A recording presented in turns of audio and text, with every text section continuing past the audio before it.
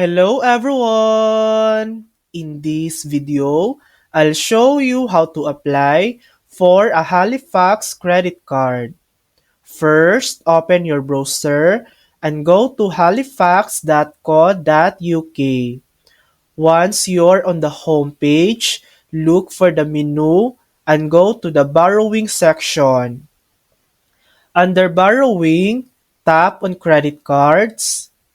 Here, you'll see a list of all the credit cards Halifax offers. Before applying, it's best to check your eligibility. Just select the card you're interested in and click Check Eligibility. Now, fill out the short form with the details they ask for. This won't affect your credit score. It simply tells you whether you're likely to be approved.